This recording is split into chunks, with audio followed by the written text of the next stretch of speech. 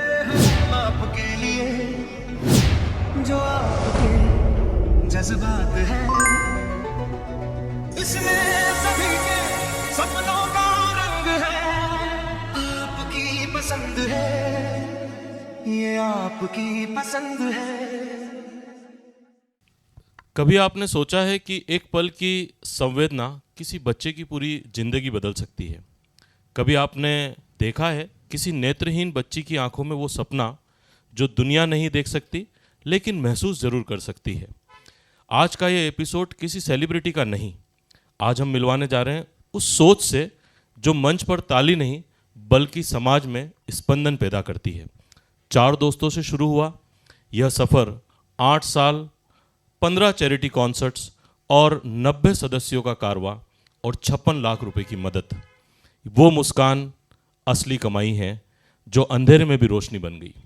सुरताल podcast में आज हमारे साथ हैं अचल शुक्ला जी, जो कि स्पंदन संस्था के संस्थापक हैं, और एक ऐसा नाम जो शोर नहीं करता बल्कि दिलों को छू जाता है।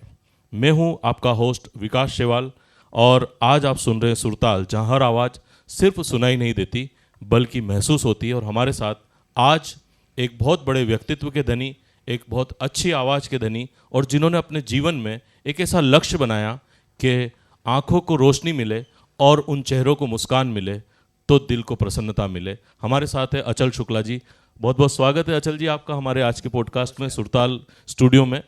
तो हम शुरू करते हैं आपके साथ आज की बातचीत। मेरा पहला प्रश्न ये है अचल जी, जैसे अब रतलाम में आपको सब लोग जानते हैं बहुत अच्छे से, सभी शासन प्रशासन से जुड़े लोग भी, समाज सेवा से जुड़े लोग भी, लेकिन हम लोगों को इस पॉडकास्ट के माध्यम से एक प्रेरणा भी देना चाहते हैं। तो आपके जीवन का वो कौन सा क्षण था जब आपने ये तय किया कि सिर्फ अपनी ज़िंदगी नहीं किसी और की ज़िंदगी भी बदली जा सकती है और उसको आप बदलना चाहते हैं? कब आपके दिमाग में विचार आया? धन्यवाद विशाल जी।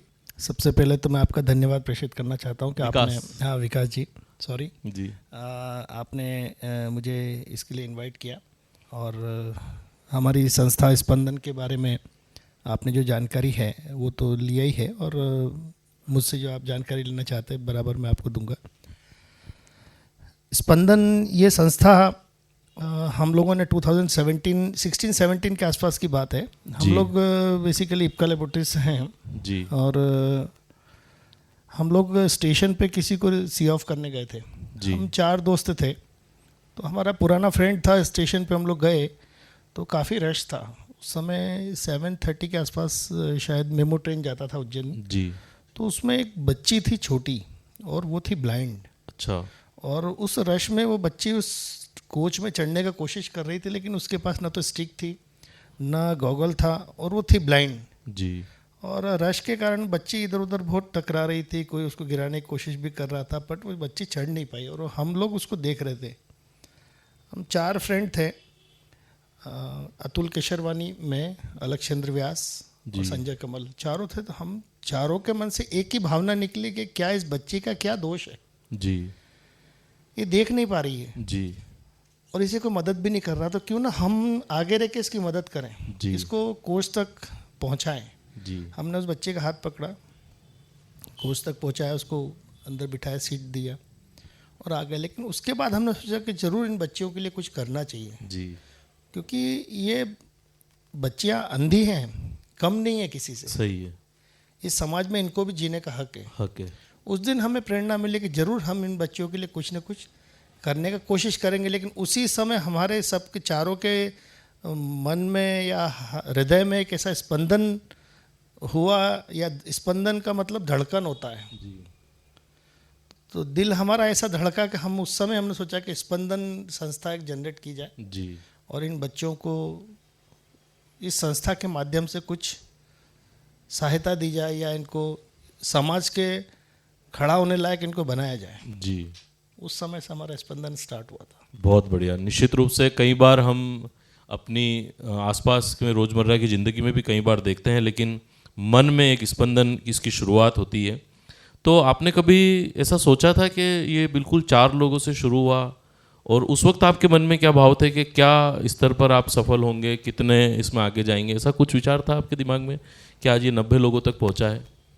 उस समय इतना तो नहीं था, लेकिन जब चार दोस्तों के मन में एक ही भावना निकली तो चारों ने के पास एक ही गोल था कि इन बच्चों के लिए कुछ करना। और उस समय हमारे मन में एक स्पंदन शब्द आ चुका था। जी तो जब भी हम एक दूसरे से मिलते तो हमारी नज़रें यही बोलती थी, स्पंदन का क्या हुआ। जी। तो 2 दिन, 5 दिन, 10 दिन हमारे निकल गए। 10 दिन बाद भी जब हम एक दूसरे से मिलते थे, क्योंकि हम काफ़ी अच्छे दोस्त हैं, जी तो एक दूसरे की नज़रें देखती थी तो यही बोलती थी, स्पंदन का कुछ नहीं कर रहे हो आप। जी। सोच थी। और मैं शुरू से संगीत से जुड़ा हूँ। जी। और मुझे ध्यान है, शायद मैं 5th या 6th क्लास में था जब से संगीत से जुड़ा हूँ। जी। और 1993 में पहला स्टेज प्रोग्राम भी किया था मैंने रतलाम में। और उसके बाद 95 में मैंने जयपुर में प्रोग्राम किए। जी। हम लोगों ने सोचा फंड का तो दिक्कत है ही सही, जी। फंड कैसे आएगा देखा जाएगा, बट इसको संगीत के माध्यम से जोड़ा जाए। और जो रतलाम की जो जनता है इनको भी यदि जोड़ा जाए तो क्यों ना हो, हम एक संस्था जनरेट करें। सही है। थोड़ा डर भी था, लोगों से बातचीत भी किया, बहुत से लोगों ने हमें डिमोटिवेट भी किया। जी। नहीं कर पाओगे, बच्चा कहाँ से ढूंढोगे, आपसे क्वेश्चन पूछेंगे लोग, पैसा कहाँ से आया है, क्या आया। हमने बोला पैसा हम देंगे, हम एकत्रित करेंगे, हम, क्योंकि हम जॉब में थे। जी। तो हम लोगों ने कोशिश किया उसको और फिर स्टार्ट किया। तो 2017 में हम लोगों ने पहला प्रोग्राम रतलाम से स्टार्ट किया था, गुलाब चक्र के अंदर। अच्छा। और उस समय हमें ये भी चुनौती थी कि बच्चियाँ कहाँ से लाएंगे, ढूंढेंगे कैसे, जी। और पैसा किसको देंगे, क्योंकि पैसा ये यदि पब्लिक का है तो हमें सोचना पड़ता था कि एक अच्छे हाथों में जाए जिससे उन बच्चों के लिए वास्तविकता में सहायता पहुंच सके। जी। जी। 17 में गुलाब चक्र में प्रोग्राम किया हम लोगों ने। लायंस क्लब रतलाम नेत्रहीन स्कूल चलाता है, जी। जी। वहाँ से बच्चे एकत्रित किए। जी। और लायंस क्लब को फिर हमने फर्स्ट कलेक्शन हमारा 83,000 रुपीज़ का आया था। ग्रेट। तो हमारे लिए 83,000 हम तो बड़े वो हुए, लेकिन हमारा प्रोग्राम भी काफ़ी अच्छा था। जी। जी। और वो पहला 17 का हमारा प्रोग्राम गुलाब चक्र के अंदर स्टार्ट हुआ था। बहुत बढ़िया। तो ये आपकी बचपन से संगीत में रुचि थी, इसीलिए आपने उसी को स्टेज को माध्यम बनाया। बिल्कुल। और जैसे कई बार लोग कहते हैं कि एक इंसान या एक छोटी सी टीम क्या बदल सकती है, तो आप अपने इस पूरे अनुभव से क्या जवाब देंगे? जैसे आपने कहा कि डिमोटिवेट भी किया लोगों ने कि नहीं चल पाएगा, कई बार बड़ी संस्थाएं वहाँ तक नहीं पहुँचती जहाँ तक आप पहुँचे हैं, तो ये पूरी जर्नी निश्चित रूप से कठिन भी रही होगी।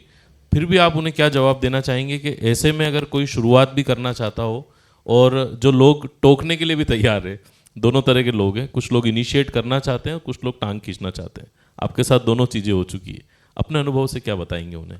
देखिए, कोई भी अच्छा काम यदि आप करने जाएंगे तो डेफिनेटली आपके लिए डिमोटिवेशन तो आपको पहला मिलेगा। और डिमोटिवेशन यदि आप 100% में से कैलकुलेट करेंगे तो 80% लोग आपको डिमोटिवेशन करेंगे और 20% आपको मोटिवेट करेंगे। जी। तो मेरा ये मानना है, आप डिमोटिवेशन को साइड में रखिए, जी। ऐसे लोग आपको मिलेंगे। 20% को आप साथ में लेकर चलिए, और जब तक 20% आपके साथ चलेंगे तो 80% आपके साथ में मिलकर आपका 100% क्लब बन जाएगा। और वो जुड़ते हैं बाद में। जी। जी। आपकी यदि सोच पॉजिटिव है, आपकी सोच अच्छी है, आपके विचार अच्छे हैं, तो नो डाउट आपको 80% लोग भी आपकी तरफ जुड़ जाएंगे। जी। जी। वो हमारा मानना था।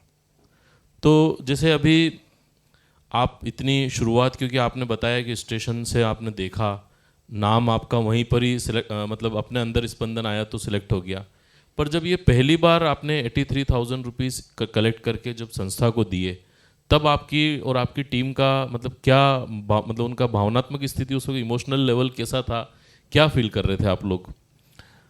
हमारा जो 83,000 रुपीज़ का जो कलेक्शन आया, तो उस समय हमारे सामने एक सबसे बड़ी चुनौती ये थी कि आप पैसा कैसे लेंगे और किसको देंगे। जी। और पब्लिक का पैसा है तो हमें बहुत फेयर कामकाज रखना था। जी।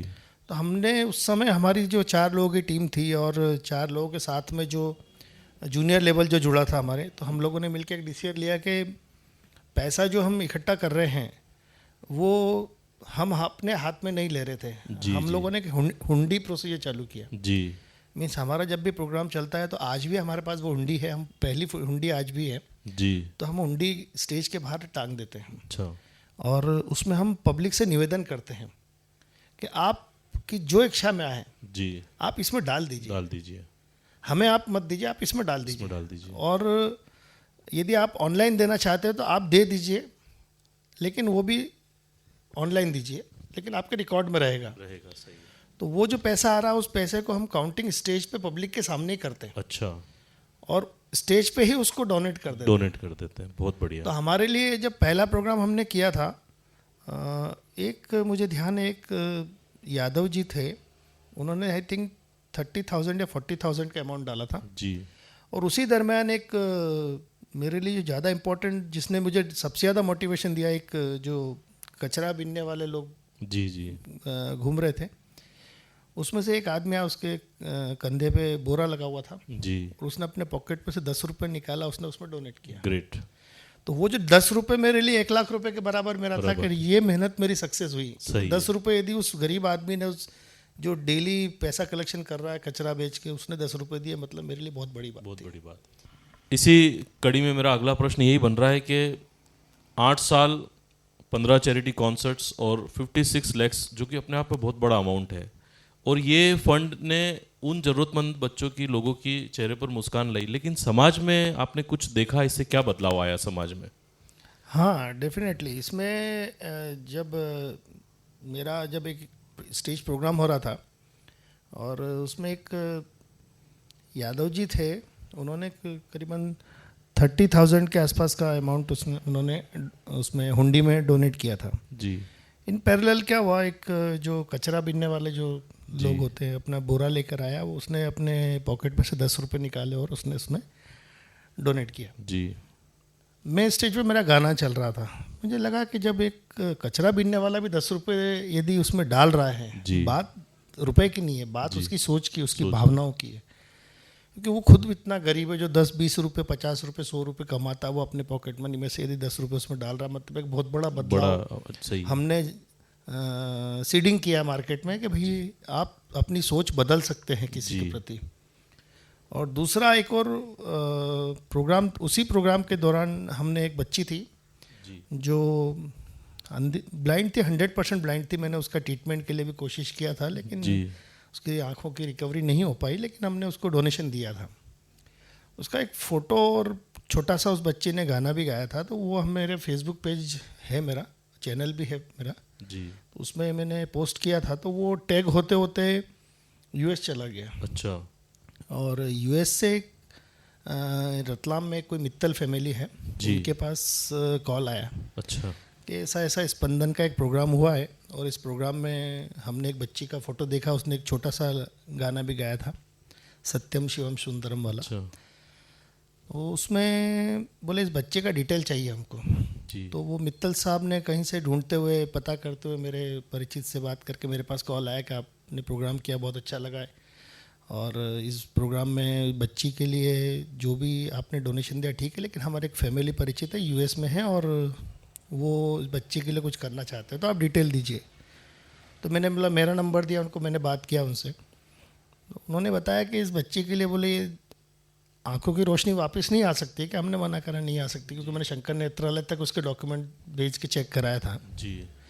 तो उन्होंने लॉन्ग लाइफ उसका एजुकेशन का फीस यूएस से आता, तो आज भी उसका पैसा यूएस से आता है एजुकेशन से। तो एक बहुत बड़ा अचीवमेंट था मेरे लिए। जी जी जी। मतलब ये बदलाव आया समाज, बदलाव समाज में, और वहाँ तक भी इम्पैक्ट जाता है। इम्पैक्ट गया। हमारी शुरुआत, वो जो कहा, एक शेर कहा जाता है कि पत्थर तो तबीयत से उछालो यारो, वो वाली बात यहाँ पर आपने बिल्कुल सही साबित की है। अभी जैसे हम बात कर रहे हैं कि आपसे वहाँ तक के लोग जुड़े, लेकिन जैसे रतलाम में आपका 90 लोगों का कारवां बना, नो डाउट उसमें बहुत सारे लोग होंगे जो हेल्प भी करते होंगे, पर फिर भी कई बार आप लोगों से अप्रोच करते होंगे तो लोग दान तो करते हैं पर सब लोग नहीं जुड़ते हैं। वो आपको कहाँ तक समझ में आया कि उस दिशा में आपको क्या मतलब बदलाव करने की ज़रूरत पड़ी कि आपके समूह में, आपके ग्रुप में इतने लोग बढ़ते चले गए? क्योंकि कई संगठनों में हम देखते हैं लोग दान करते लेकिन जुड़ते नहीं, लेकिन आपके साथ जुड़ते भी गए उसके लिए।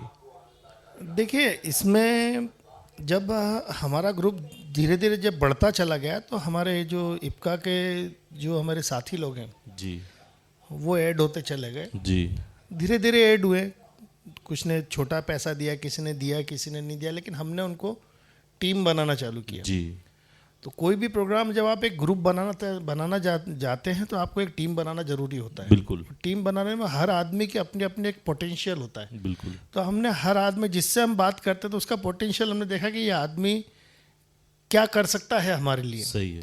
तो कुछ मेरे फ्रेंड्स ऐसे मिले जो मीडिया में एक्सपर्ट थे, कुछ इंजीनियरिंग में एक्सपर्ट थे, कुछ आईटी में एक्सपर्ट थे, क्योंकि हमारा चैरिटी प्रोग्राम है जी, हम स्टेज प्रोग्राम करते हैं जी, और स्टेज प्रोग्राम जितना अच्छा क्वालिटी का होगा उतना पब्लिक के पॉकेट में से पैसा पैसा निकलेगा।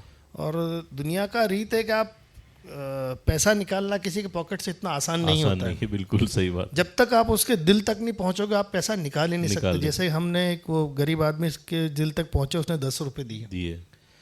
तो ऐसे ही हम लोगों ने जब ऐड किया तो सबसे पहले पोटेंशियल लेके हमने उनकी प्रतिभा को तराश के हमने उनकी प्रतिभा को हमारे ग्रुप में अडॉप्ट किया। जी जी, कि आप हमारे साथ जुड़िए। बिल्कुल, आप भले पैसा मत दीजिए, पैसा हमें भगवान दे रहा है, आएगा जहाँ हम करेंगे आएगा, क्योंकि हमारी सोच पॉजिटिव है जी।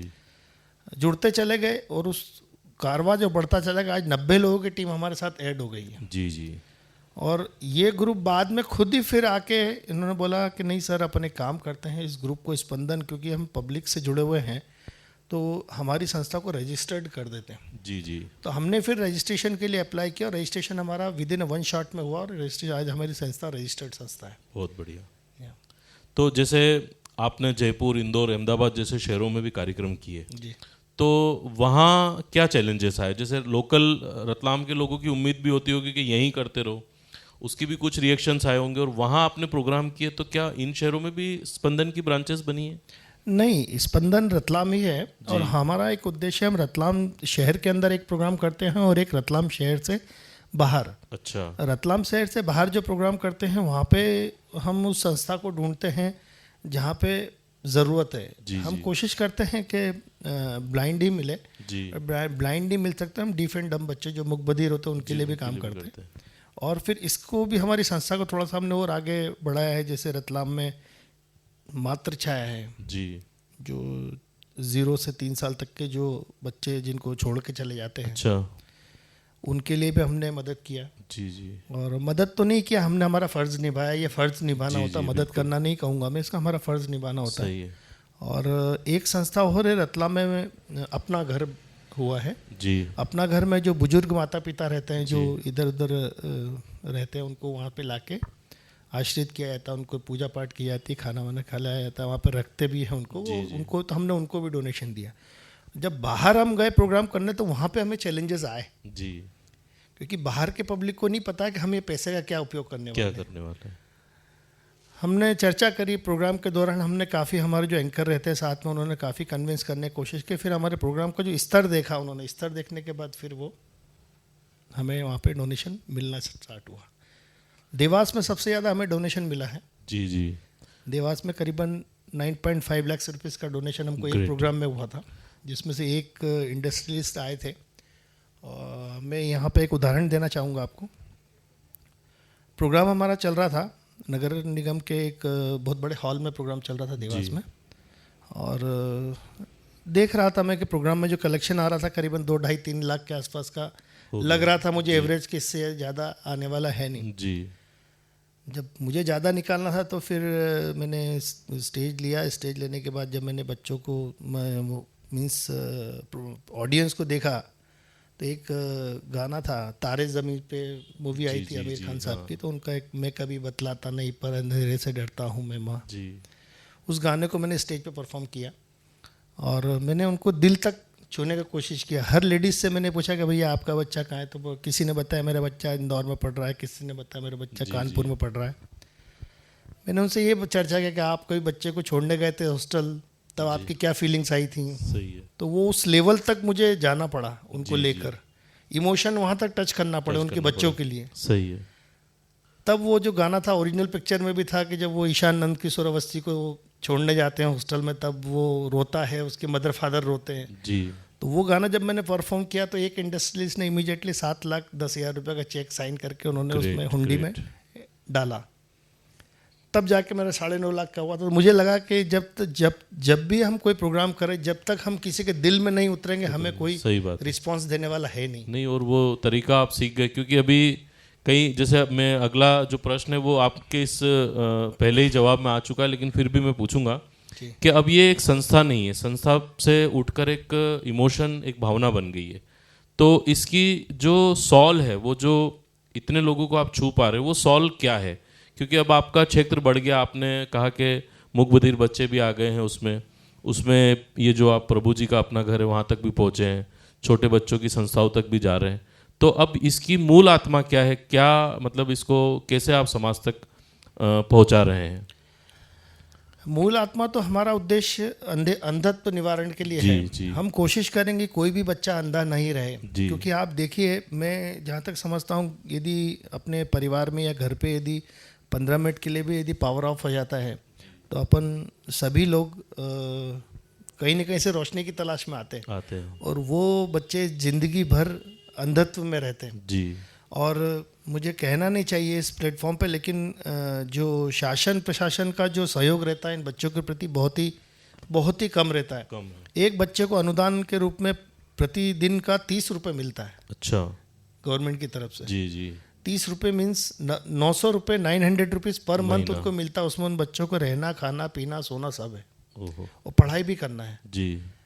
900 रुपये में आज कुछ कुछ नहीं हो सकता है। हम जो करके दे रहे हैं ये उनके लिए एक मदद नहीं, उनके अपना फ़र्ज निभा के दे रहे हैं, जिससे वो अपना दिनचर्या आगे बढ़ाएं। जी, और जी। ये बच्चे बहुत पोटेंशियल होता है इनमें, और काफ़ी अच्छी पोस्ट पे बच्चे पहुँचे। बराबर है। निश्चित रूप से हम देखते हैं समाज में कि ये जो इनकी एक कमी है वो उसको छोड़कर अपने अंदर दूसरी प्रतिभा को भी विकसित करते हैं। और कई बार हम देखते हैं कि उन्हें एक छोटा सा, जैसे हम बोलते हैं, सहारा अगर कहीं से मिल जाए, अगर हम अपना फर्ज निभाए जैसे स्पंदन और अचल शुक्ला जी निभा रहे हैं, तो वो बिल्कुल आगे बढ़ते हैं। नहीं, मैं आपको एक एग्जांपल और देता हूँ। मेरे जस्ट आपने भी जो बोला मुझे मेरे जहन में आ रहा है।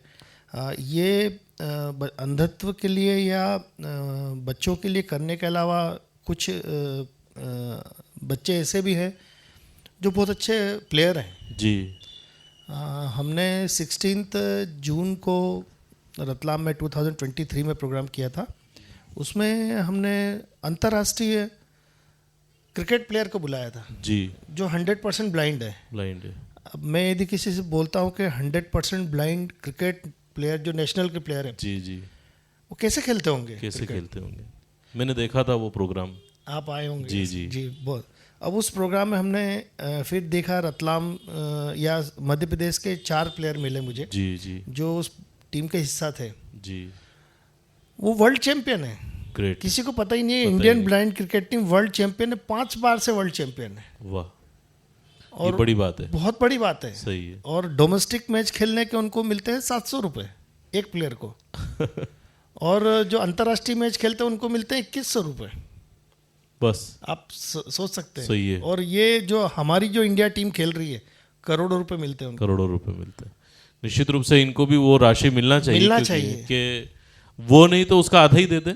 एक छत्तीसगढ़ का एक प्लेयर है, मुंडा सरनेम है उसका जी।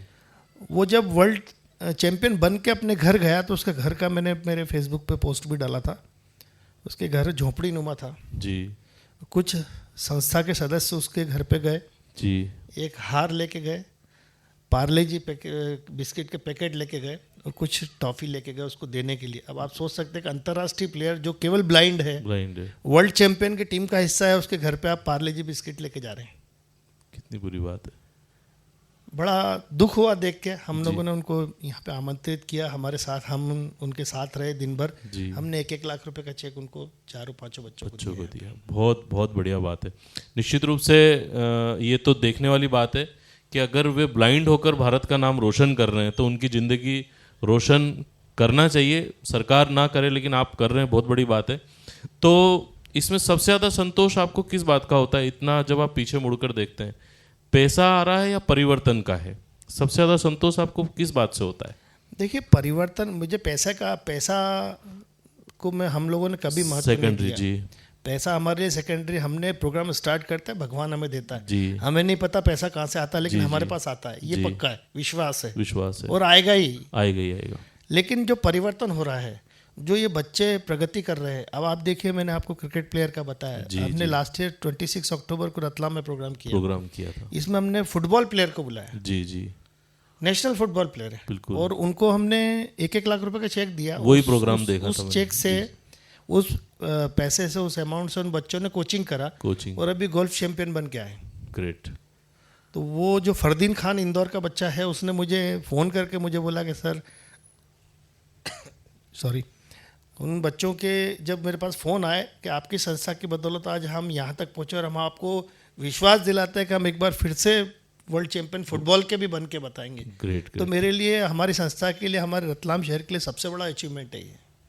बराबर। तो जैसे अभी आपका अगले 5 साल के लिए कोई ऐसा आपने प्लान बनाया है कि अब हम इसमें क्या बड़ा करने वाले हैं? क्योंकि निश्चित रूप से अगर आप जैसे जो समाज सेवी व्यक्ति हैं जिनका स्पंदन जो मन करता है और वो आप इतना बड़ा अचीवमेंट तक यहाँ लेकर आए, तो आपने कुछ बड़ा प्लान भी किया होगा कि अब इसमें और सफलता चाहिए इन बच्चों के लिए। तो अगले 5 साल का आप क्या प्लान बनाकर चल रहे हैं? नहीं, हम लोगों ने या हमारी संस्था ने सबसे एक पहला उद्देश्य लेके चले थे कि हम बच्चों को मींस पढ़ाई के लेवल पे हम आगे लेके जाएंगे। जी। हम इनको, कोई भी बच्चा बिना स्टडी करे नहीं रहेगा। हम कोशिश कर रहे हैं कि उसको जो सहायता हो सकती है हम आगे आने वाले टाइम में करेंगे जी। और इसके साथ ही हम लोगों ने अभी एक नया अध्याय जोड़ा, हम खिलाड़ियों को ऐड कर रहे हैं जी। हम जो ब्लाइंड बच्चे हैं या मूकबधिर बच्चे हैं, इनके खेल के लिए भी, क्योंकि इनके शारीरिक विकास होना भी बहुत ज़रूरी है। सही है। मैं आपसे 100% चैलेंज देता हूँ कि जो भी ये बच्चे होते हैं ये मानसिक रूप से बहुत ही स्ट्रांग होते हैं। बहुत स्ट्रांग होते हैं, बराबर है।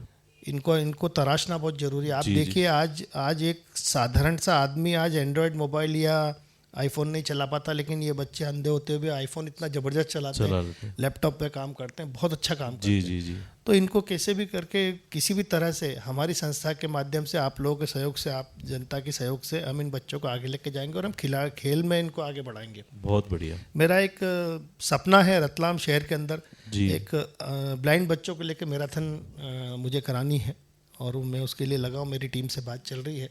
यदि भगवान ने साथ दिया और आप लोगों के साथ है तो डेफिनेटली हम इस पर सक्सेस होंगे। निश्चित रूप से ये संस्था एक आंदोलन बनी और अब एक राष्ट्रीय चेतना भी बन रही है, जैसा कि हम देख रहे हैं। तो जो आज युवा आपको सुन रहे हैं इस पॉडकास्ट के माध्यम से, जो लोग भी सुन रहे हैं, अन्य लोग भी, हम क्या कर सकते हैं, उनके मन में कई बार प्रश्न आता है। तो जो मतलब संपन्न है या जो सबल है उसकी तो सब मदद कर देते हैं, वो आगे भी बढ़ जाता है। लेकिन आपने एक ऐसे पक्ष को चुना जो चैलेंजिंग है, तो आप उनके लिए आप क्या मैसेज देना चाहेंगे कि एक सच्चा ज़मीनी संदेश उनके लिए क्या होगा? मेरा संदेश एक स्पष्ट है। आप नहीं कर सकते किसी की मदद, तो आप वो सोच हमारे तक लाकर हमें बताएं जी। हमें बताएं कि आप ये जरा देखिए, हम उसकी मदद करेंगे जी। हम तत्पर है, हमारी टीम तत्पर है। आज मेरे साथ 90 लोग जुड़े हुए और मैं चाहता हूँ मेरे साथ 900 लोग जुड़े, बिल्कुल, और ये संस्था आगे बढ़े। आप उनके लिए, आपको यदि लगता है कि जिसकी मदद करना है आप कर सकते हैं, ठीक है। नहीं कर सकते, आप मुझे दीजिए, हम करके देंगे, हमारी संस्था करके देगी। लेकिन आप उन बच्चों के लिए पॉजिटिव रहिए। आप उनको ये मत सोचिए कि वो अंधे हैं, कुछ नहीं कर सकते। अरे मैं आपको चैलेंज देता हूँ, वो आपसे ज़्यादा करके दे सकते हैं। सही। वो मैंने एक किताब में भी पढ़ा है कि एक हाथ वाला व्यक्ति जिसमें बहुत आत्मविश्वास है, वो दोनों हाथ वाले व्यक्ति से ज़्यादा ताकतवर है जिसमें आत्मविश्वास नहीं है। और आप ये आत्मविश्वास पैदा कर रहे हैं। निश्चित रूप से ये बहुत ही अप्रिशिएट और एडमायरेबल वाली बात होती है कि हम कैसे कम से कम हम उन बच्चों को देखें और उनके बारे में इस संस्था तक संदेश पहुंचाएं। ये इसका लिंक में हम आपको उनका नंबर, एड्रेस भी फॉरवर्ड करेंगे ताकि आप अचल शुक्ला जी से, स्पंदन टीम से भी जुड़ सकें। और जो ऐसे बच्चे हैं जिनको ज़रूरत है किसी तरह के सहयोग की, उनको आप इन तक ज़रूर पहुंचाएं। तो सर, जैसा कि आपने बताया कि आपने गाने से ही अपने जीवन में एक स्टेज से आपने शुरुआत की और फिर आपने इस स्पंदन संस्था को भी स्टेज दिया और इन बच्चों की मदद का आपने एक शानदार सहारा बनाया। तो मैं और सुरताल स्टूडियो, जो कि सबसे ज़्यादा रतलाम में और रतलाम के आसपास के क्षेत्र में गाने के लिए ये माना जाना जाता है, तो मैं आपसे गुजारिश करूंगा कि एक गीत हमारे दर्शकों के लिए आप ज़रूर दीजिए इस पॉडकास्ट में। बिल्कुल विशाल। तू है दिल के करीब दूर आँखों से, तू है दिल के करीब दूर आँखों से, हम तन्हाइयों में बातें करे तेरी यादों से। ओ तू है दिल के करीब दूर आँखों से, हम तन्हाइयों में बातें करे तेरी यादों से, फूल से दिल पे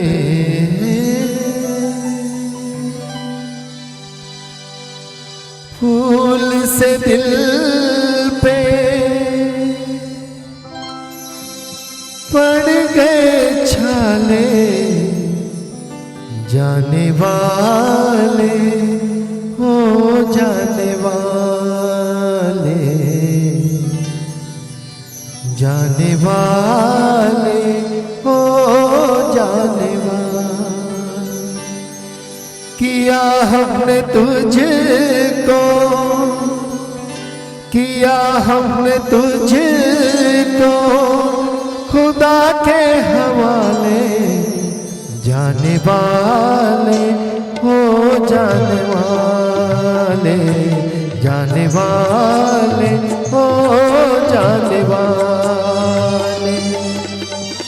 तुझे तेरी मंजिल, तुझे तेरी मंजिल गले से लगा ले, जाने वाले हो जाने वाले, जाने वाले हो जाने वाले।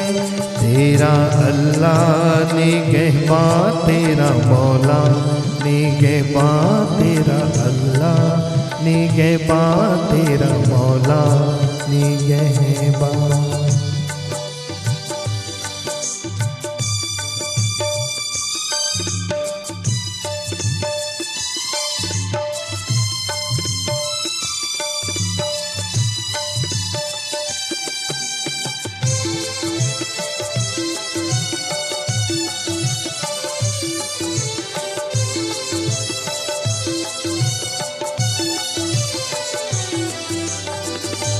कोई मुश्किल ना आए तेरी राहों में, पहुँचे साथ खैरियत से अपनी मंजिल की बाहों में। हो कोई मुश्किल ना आए तेरी राहों में, पहुँचे साथ खैरियत से अपनी मंजिल की बाहों में। तुझे तेरी मंजिल, तुझे तेरी मंजिल गले से लगा ले, जाने वाले हो जाने वाले, जाने वाले हो जाने वाले। किया हमने तुझको, किया हमने तुझको खुदा के हवाले, जाने वाले हो जाने वाले, जाने वाले हो जाने वाले। निश्चित रूप से अचल जी आपने बहुत अच्छा गाया और हमारे दर्शकों को ये बहुत अच्छा लगेगा। मुझे पर्सनली इतना अच्छा लगा, मेरे दिल तक छुआ है। और हमारे दर्शकों को भी आज का पॉडकास्ट एक संदेश भी देगा। आपका गीत उनको एक तरोताजगी भी प्रदान करेगा। वाकई में आपने बहुत अच्छा गाया, बहुत बहुत धन्यवाद आपका। धन्यवाद विशाल। आज हमने एक इंटरव्यू नहीं सुना, आज हमने कोई पॉडकास्ट नहीं सुना, बल्कि हमने एक एहसास को महसूस किया है। यह एहसास हमें बताता है कि मदद सिर्फ पैसे से नहीं होती, कभी कभी एक हाँ और एक समय, एक संवेदना और एक प्रतिभा को देने से भी होती है, जो किसी की ज़िंदगी बदल सकती है। अचल शुक्ला जी और स्पंदन संस्था हमें सिखाती है कि समाज बदलने के लिए ताकत नहीं बल्कि स्पंदन ही चाहिए।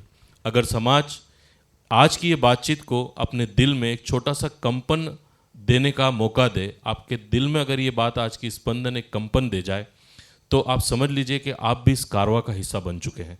और सुरताल पॉडकास्ट से विदा लेते हुए बस इतना कहना चाहेंगे कि आवाज़ बनिए, और लेकिन उससे पहले संवेदनशील बनिए। और मैं हूं आपका होस्ट विकास शिवाल। फिर मिलेंगे एक नई आवाज़ और एक नई कहानी और एक नए स्पंदन के साथ। आज मैं अचल शुक्ला जी से सुरताल पॉडकास्ट में विदाई लेता हूं। धन्यवाद अचल जी आपका आज के इस शानदार प्रेरणादायी वक्तव्य के लिए। आप क्या कहना चाहेंगे इस सुरताल स्टूडियो के लिए भी अपने विचार व्यक्त करके आप समापन करिए। विशाल जी, सुरताल स्टूडियो अपने आप में एक रतलाम की पहचान है। और सुरताल स्टूडियो में जो ऑनर हैं बंटी लुइस जी, वो जितने अच्छे इंसान हैं उतने अच्छे वो संगीत के ज्ञाता भी हैं। जी बिल्कुल। वो मैं जानता हूँ, मेरे कई सॉन्ग्स उन्होंने रिकॉर्ड किए हैं, मेरे कई प्रोग्राम में बंटी जी भैया चलते हैं साथ में, और काफ़ी रिकॉर्डिंग्स में इनकी बॉम्बे तक भेजता हूँ जी। और मैं इतना बड़ा फ़ैन हो चुका हूँ सुरताल स्टूडियो का जी जी कि मैं मेरे जितने प्रोग्राम करे हैं और आने वाले टाइम में बंटी भैया के साथ ही मेरे प्रोग्राम चलने वाले हैं। और साथ ही मैं आपका भी बहुत बहुत धन्यवाद देना चाहता हूँ विशाल जी, आपने इस स्टूडियो में मुझे बुलाया जी। और आपने मेरा पॉडकास्ट इंटरव्यू लिया, और मैं उम्मीद करता हूँ मेरा जो टारगेट है स्पंदन संस्था से मैं अपनी जो राशि है करीब 1 करोड़ क्रॉस करूँगा। जी जी। और डेफिनेटली एक बार फिर अपन बैठेंगे और फिर से चर्चा करेंगे इस सफलता की कहानी पर चर्चा वेरी करेंगे। मच। बहुत बहुत धन्यवाद। निश्चित रूप से ये बहुत प्रेरणादायी होने वाला है और हम दर्शकों से भी उम्मीद करेंगे कि आप इस मूवमेंट से, इस आंदोलन से, इस जो हमारी नेशनल अब चेतना बन चुकी है उससे जुड़िए। धन्यवाद।